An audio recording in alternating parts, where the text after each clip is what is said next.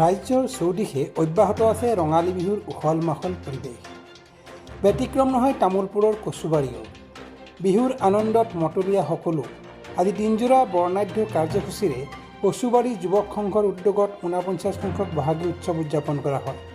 কাৰ্যসূচী অনুসৰি মুখ্য তৰণ উন্মোচন, বিহু পতাকা উত্তোলন, স্মৃতি তৰ্পণ, কণ কণ ল'ৰা ছোৱালীৰ খেল ধেমালি আদিৰে অনুষ্ঠানটো আৰম্ভ কৰা হয়।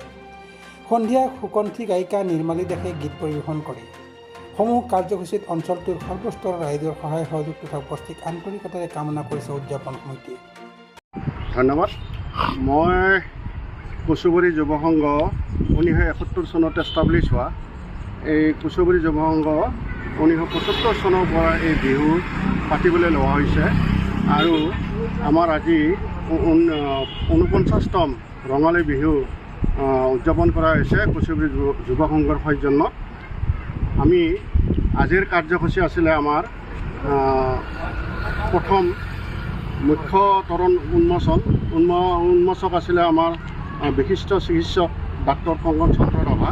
তেখেতে আমাৰ উন্মোচন কৰিছে মুখ্য তৰণখন আৰু তাৰপিছতে আমাৰ বিহু পতাকা উত্তোলন কচুবাৰী যুৱ সংঘৰ পতাকা উত্তোলন হৈছে।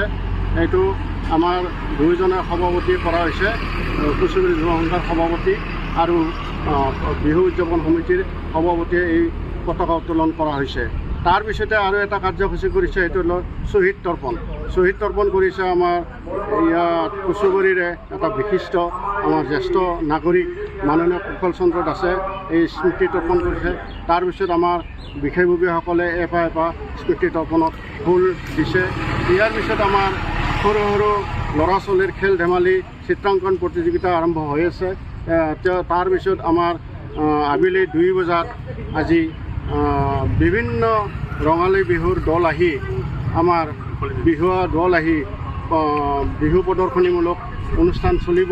আমাৰ 2 বজাৰ পৰা আমাৰ বিশেষকৈ গৰমথলী বিহুৱা দল তেজপুৰ আৰু আমাৰ ৰাংঢালী বিহুৱা দল হাজোলাটিৰ পৰা আহিব। তাৰপিছতে আমাৰ সাগৰিকা বিহু দল, তাৰপিছত মানে আমাৰ নলবাৰীৰ পৰা আহিব অকল ছোৱালী দল, তেখেতসকলে আহিব। তাৰপিছত আমাৰ ৰাতিলৈকে আমাৰ কাৰ্যসূচী আছে। আমাৰ সন্মানীয় স্থানীয় বিধায়ক মাননীয় জলেন দৈমাৰী দেৱে আমাৰ সাংস্কৃতিক সন্ধিয়াটো উদ্বোধন কৰিব। উদ্বোধন কৰাৰ পিছতে আমাৰ অসমৰ সুকণ্ঠী গায়িকা নিৰ্মালী দাসে গীত পৰিৱেশন কৰিব। আজি আমাৰ এই ৰভা মঞ্চ ৰজমজনে থাকিব আৰু আমি এই চেগতে সকলো ৰাইজ তথা আমাৰ বিষয়ববীয়াক এই বিহু উপভোগ কৰিবৰ কাৰণে সকলোকে আমি আহ্বান জনাইছোঁ। আমাৰ সৌভাগ্য যে অহা বছৰ আমাৰ 50তম ৰঙালী বিহু উদযাপন কৰা হ'ব। সেইটোত আমি সোণালী জয়ন্তী হিচাপে উদযাপন কৰিম আৰু আমাৰ প্ৰস্তুতি এতিয়াৰ পৰা হ'ব। এই বিহু শেষ হোৱাৰ পিছতে আমাৰ কমিটিখন বহলভাৱে গঠন কৰা হ'ব। আমাৰ তামোলপুৰ ৰাইজক লৈ পেলাই বিহু কমিটি গঠন কৰা হ'ব। অকল কচুবাৰী বুলি নাথাকে, সুৰাগুৰি, ভকমাৰী, কচুকাটা, দক্ষিণ চুবুৰী, আমাৰ ৰামী চুবুৰী, দংপাৰ, গিৰিঅপাৰ আদি মানুহ আহি পেলাই আমাৰ এই কমিটিত অন্তৰ্ভুক্ত হ'ব। এই কমিটি আমাৰ অহা বছৰ আমাৰ স্মৃতি গ্ৰন্থৰ লগতে 3 দিনীয়া কাৰ্যসূচীৰে আমি সোণালী জয়ন্তী উদযাপন কৰিম বুলি আমি চিন্তা চৰ্চা কৰিছোঁ আৰু উদযাপন হ'ব। আমাৰ ইয়াৰ ৰাইজ সদায় শান্তি আৰু ঐক্যটো বিচাৰি থাকে। সেইকাৰণে আমাৰ 7ম পুৰুষৰ এনাজৰীডাল মজবুত হৈ থকা বুলি আমি অনুভৱ কৰিছোঁ। তামোলপুৰৰ পৰা আনন্দ ৰামচিয়াৰী ৰিপৰ্ট, অমৃত নিউজ।